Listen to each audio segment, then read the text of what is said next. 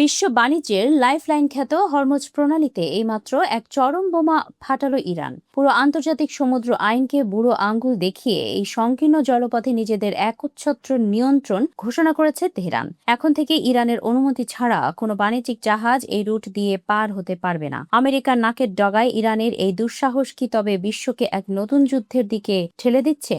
Hormuz প্রণালীতে নিজেদের নিয়ন্ত্রণ আরও জোরদার করতে ইরানের পার্সিয়ান গালফ স্ট্রেইট অথরিটি একটি বিশেষ নিয়ন্ত্রিত সমুদ্র অঞ্চল বা কন্ট্রোলড মেরিটাইম জোন প্রতিষ্ঠার আনুষ্ঠানিক ঘোষণা দিয়েছে। সামাজিক যোগাযোগ মাধ্যম এক্সে দেওয়া এক যে সীমানা স্পষ্ট করেছে তা দেখে সামরিক বিশেষজ্ঞদের চোখ কপালে উঠেছে। এই নিয়ন্ত্রিত অঞ্চলটি প্রণালীর পূর্ব প্রবেশদ্বারে ইরানের কুহুই মোবারক থেকে শুরু করে সংযুক্ত আরব আমিরাতের ফুজাইরাহের দক্ষিণ পর্যন্ত এবং পশ্চিম প্রবেশদ্বারে ইরানের কেশম দ্বীপ থেকে ওমানের উপকূল ছুঁয়ে আরব আমিরাতের আল কুহাইন পর্যন্ত বিস্তৃত। অর্থাৎ পুরো প্রণালীর গলা কাটা এখন ইরানের হাতে। কিন্তু ইরান কেন হঠাৎ এই পদক্ষেপ নিল এবং কেন পুরো বিশ্ব এটা নিয়ে এত আতঙ্কিত?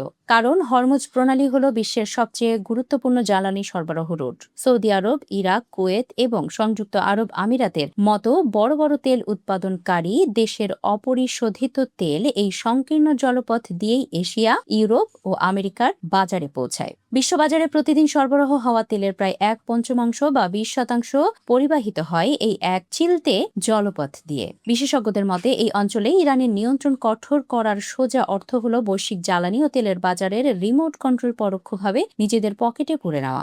আন্তর্জাতিক সমুদ্র আইন অনুযায়ী মুক্তভাবে জাহাজ চলাচলের যে বিশ্বজনীন রীতি রয়েছে, ইরানের এই পদক্ষেপ সেটিকে সরাসরি চ্যালেঞ্জের মুখে ফেলেছে। এর ফলে আন্তর্জাতিক বাণিজ্যিক জাহাজগুলোর নিরাপত্তা নিয়ে গভীর উদ্বেগ তৈরি হয়েছে, যার তাৎক্ষণিক প্রভাব পড়তে পারে বিশ্ববাজারে জ্বালানি তেলের দাম বৃদ্ধির উপর। ইতোমধ্যেই ওয়াশিংটন এবং পশ্চিমা মিত্র দেশগুলো ইরানের এই নতুন নৌসীমা নীতির কড়া সমালোচনা করতে শুরু করেছে। সামরিক বিশ্লেষকরা আশঙ্কা করছেন, মার্কিন নৌবাহিনী যদি এই রুটে জোরপূর্বক তাদের জাহাজ পার করতে চায়, তবে পারস্য উপসাগরে যে কোনো মুহূর্তে এই ভয়ঙ্কর সামরিক সংঘাতের আগুন জ্বলে উঠতে পারে।